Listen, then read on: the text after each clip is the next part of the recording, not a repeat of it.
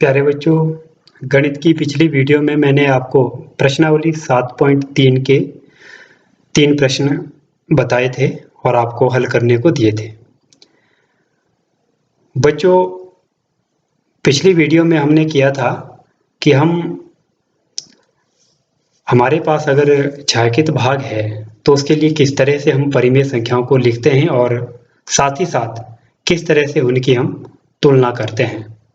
ये हमने पढ़ा था पिछली वीडियो में और आज हम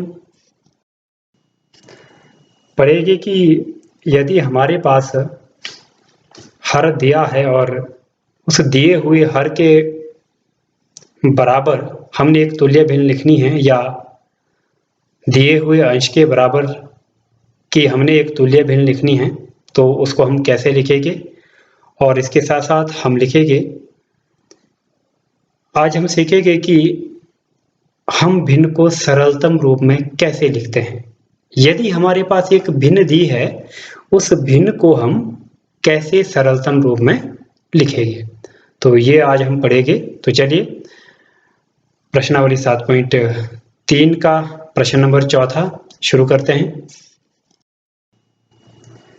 बच्चों, प्रश्न नंबर 4 है प्रश्नावली 7.3 का 3/4 के तुल्य वह भिन्न लिखिए जिसका हर 20 है, अंश 9 है, हर 30 है और अंश 27 है।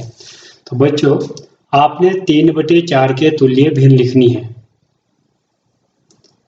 और भिन्न जो आप लिखेंगे उसका हर कितना होना चाहिए, 20 ए में। तो कैसे आप लिखेंगे, देखिए हम ए को हल करते हैं। हमारे पास जो भिन्न है वो है 3/4। बच्चों, ए में आपने क्या करना है, 3/4 के तुल्य एक भिन्न लिखनी है जिसका हर 20 है। हर 20 कब आएगा, हमारे पास हर 4 है, 20 कब बनेगा, जब मैं 5 से गुणा करूंगा। बच्चों, मैं तुल्य भिन्न लिख रहा हूं। तुल्य भिन्न लिखने के लिए जिस अंक से हम हर को गुणा करते हैं उसी अंक से अंश को गुणा करेंगे, या जिस अंक से अंश को गुणा करेंगे उसी अंक से हर को भी गुणा करना पड़ेगा। अब हर को हमने 5 से गुणा किया। पहली बात तो हमने 5 से गुणा क्यों किया, क्योंकि हर कितना लाना था, 20 था, कितना 4, इसलिए 5 से गुणा किया। अब तुल्य लिखनी है तो जब हर को गुणा कर रहे हैं 5 से तो अंश को भी करना पड़ेगा 5 से। अब बच्चों, इसको आगे जब हल करेंगे, 3 गुणा 5 15, 4 गुणा 5 20। तो बच्चों 15/20 ऐसी भिन्न है जो 3/4 के तुल्य है और जिसका हर कितना है, 20 है। तो इसी तरह से चलिए एक प्रश्न और लेते हैं। मैं पार्ट डी लेता हूं। देखिए बच्चों, डी में क्या है, 3/4 भिन्न है और आपने इस भिन्न के तुल्य एक ऐसी भिन्न लिखनी है जिसका अंश कितना है, 27। अभी अंश कितना है, 3, होना कितना चाहिए, 27। तो 27 बनाने के लिए 3 को मैं 9 से गुणा करूंगा। अब तुल्य भिन्न लिखनी है, जिससे आपने अंश को गुणा किया उसी से हर को भी गुणा करना है। 3 गुणा 9 27, 4 गुणा 9 36। इस प्रकार बच्चों 27/36 3/4 के तुल्य भिन्न है और जिसका अंश कितना है, 27 है। तो इस तरह से आप प्रश्न नंबर 4 के बाकी 2 भाग स्वयं करेंगे। 5वां प्रश्न है, 36/48 के तुल्य वह भिन्न लिखिए जिसका नंबर 1 अंश 9 है और नंबर 2 हर 4 है। तो आपको क्या करना है, 36/48 के तुल्य भिन्न को लिखना है और कंडीशन क्या है, पहले में कंडीशन है कि अंश 9 होना चाहिए। अभी आपके पास अंश कितना है, 36 है, होना कितना चाहिए, 9। तो 36 से 9 कब बनेगा, जब मैं 36 को भाग करूंगा 4 से। 36 को 4 से भाग करेंगे 9 आएगा। अब जब 36 को मैं 4 से भाग कर रहा हूं तो तुल्य भिन्न लिखते हैं। तो जिससे आप अंश को गुणा और भाग करते हैं या जोड़ते घटाते हैं तो उसी से आप हर को भी क्या करेंगे, भाग करेंगे। अंश को 4 से भाग किया तो हर को भी 4 से भाग करेंगे। 36 को 4 से भाग किया 9 आया, 9 चौके 36 होता है। और 48 को 4 से भाग किया 12 आया, 12 चौके 48 होता है। तो इस प्रकार जो 9/12 है ये 36/48 की तुल्य भिन्न है और जिसका अंश कितना है, 9 है। इसी तरह से आप हर 4 वाली तुल्य भिन्न स्वयं लिखेंगे।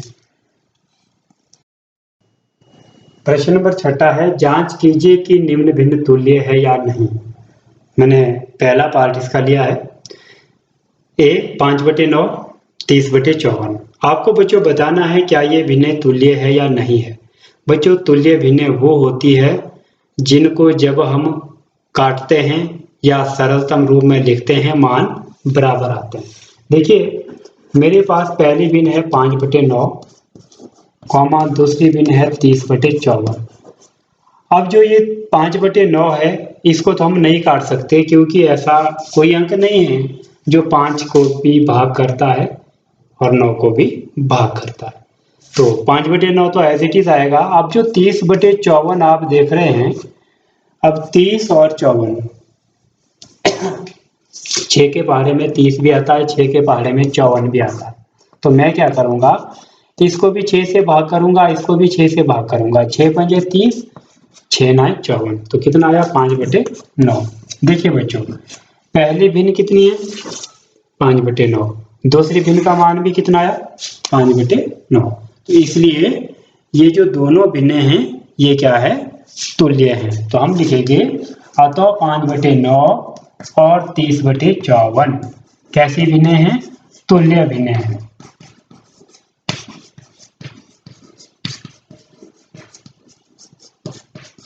तो इस तरह से आपने करना है इसके बाकी भाग को भी।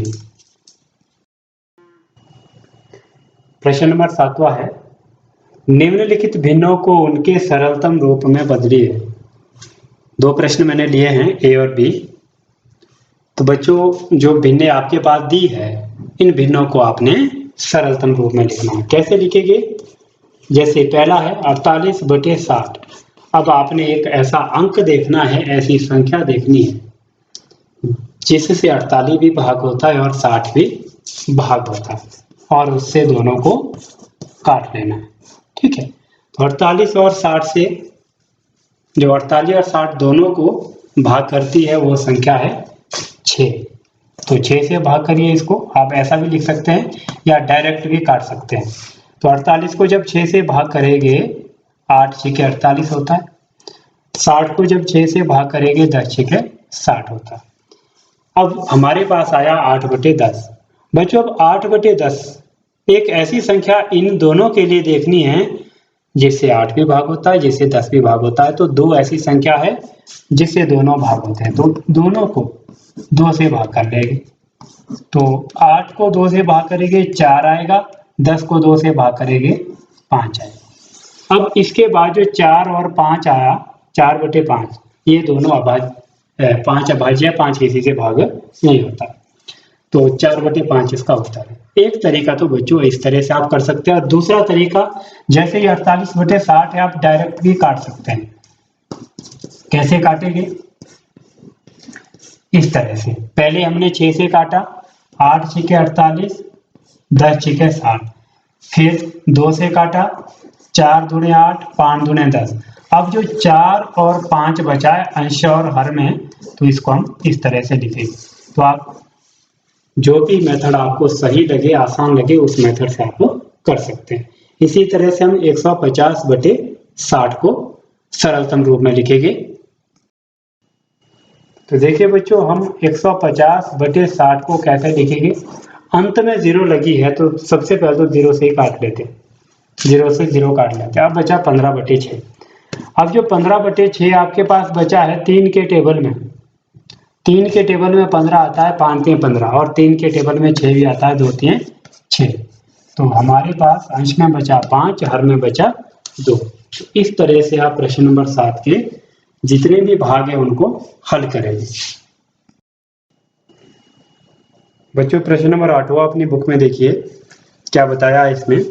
रमेश के पास 20 पेंसिलें थी, शीलू के पास 50 पेंसिलें और जमाल के पास 80 पेंसिलें थी। 4 महीने के बाद रमेश ने 10 पेंसिलें, शीलू ने 25 पेंसिलें प्रयोग कर ली और जमाल ने 40 पेंसिलें प्रयोग कर ली।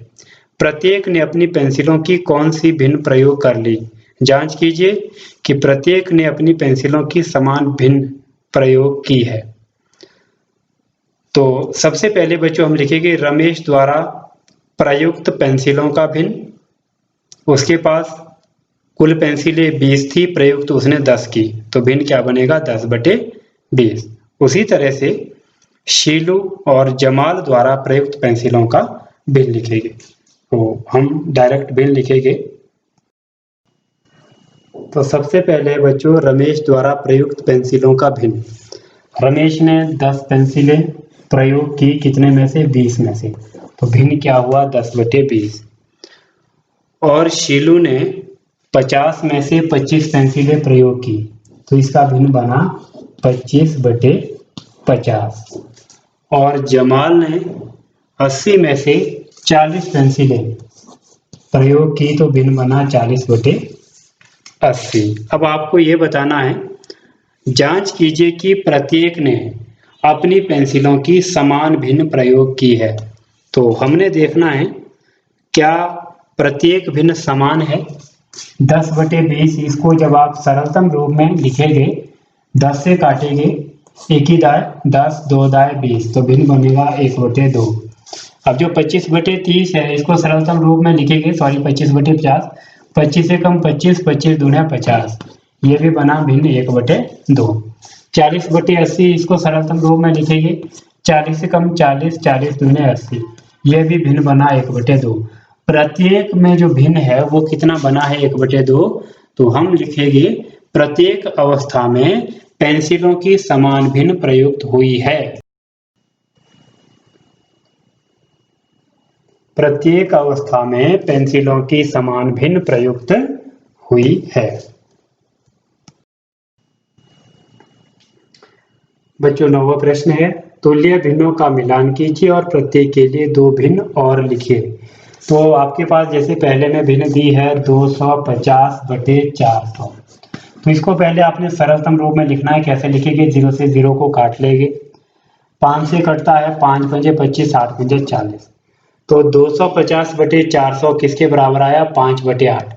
अब दूसरे कॉलम में देखना है 5/8 यहाँ पर है, तो इसका मतलब जो पहला है वो किससे मैच कर रहा है, डी से मैच कर रहा है। तो इस तरह से आपने मिलान करना है सभी का।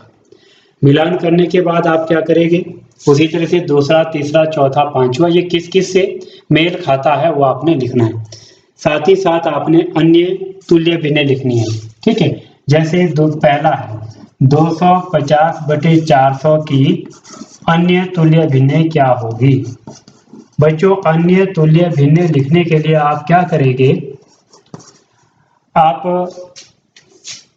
पहले अंश को 2 से गुणा करेंगे, हर को 2 से गुणा करेंगे, फिर अंश को 3 से गुणा करेंगे, हर को 3 से गुणा करेंगे। देखिए जैसे मैं पहली भिन्न लिख रहा हूं, पहली भिन्न होगी 250/400, दोनों को मैं 2 से गुणा करूंगा, 250 गुणा 2 500 और 400 गुणा 2 हुआ 800। तो पहली तुल्य भिन्न आ गई कितनी 500/800। इसी तरह से आप लिखेंगे दूसरी तुल्य भिन्न। तो दूसरी तुल्य भिन्न होगी, मैं अंश और हर दोनों को 3 से गुणा कर रहा हूँ। 250 गुणा 3, 400 गुणा 3, 250 गुणा 3 25 75, 750 और 400 गुणा 3 1200। तो इस तरह से आप बाकी दूसरा, तीसरा, चौथा और पांचवा इनके लिए भी तुल्य भिन्न लिखनी है। बच्चों आपने इस प्रश्न में क्या करना है, पहले मानक रूप में लिखना है, फिर मेल मिलाप करना है और फिर तुल्य भिन्न लिखनी है।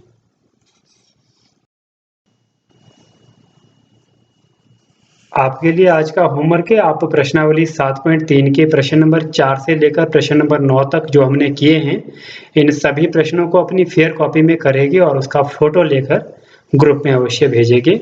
तो आज के लिए इतना ही। Thank you very much.